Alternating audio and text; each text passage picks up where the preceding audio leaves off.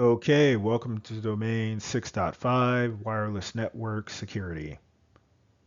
So at home, your Wi-Fi is your front door. How you secure it determines who gets in and who stays out.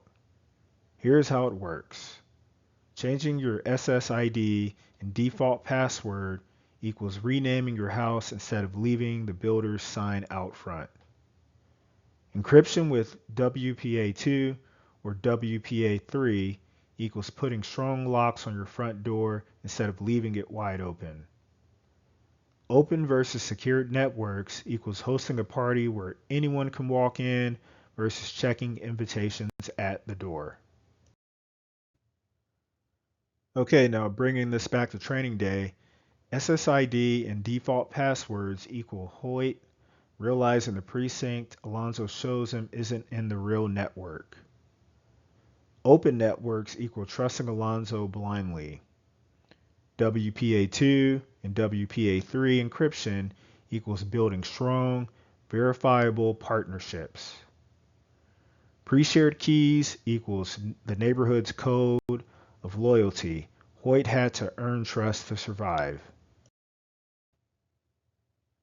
Okay, so let's wrap up domain 6, security, training day style. Confidentiality, integrity, and availability equals locking your house, making sure no one tampers with your mail, and always having your keys. Privacy equals deciding what details to share at work versus keeping at home. AAA equals showing your badge, staying in your department, and being recorded on security cameras. Device security equals locking your bike, keeping antivirus updated, and patching like oil changes. Passwords equal strong padlocks, unique keys, and safes to store them. Encryption equals sealed envelopes and private tunnels that no one else can peek into. Wireless security equals renaming your house, changing the locks, and using WPA3, the strongest standard. Okay, in training day, the big takeaway is that Alonzo was a malicious actor and Hoyt had to learn security awareness the hard way. But you don't have to. Follow these practices and you'll be in control of your digital world. All right, so congratulations. You've made it to the end of the CompTIA Tech Plus series. We've covered a lot of ground together.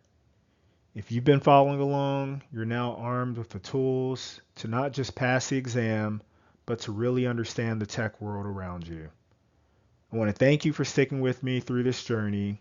If you found this helpful, please like the video, subscribe to the channel, and hit that notification bell so you don't miss future content. And finally, good luck on your exam. You've got this.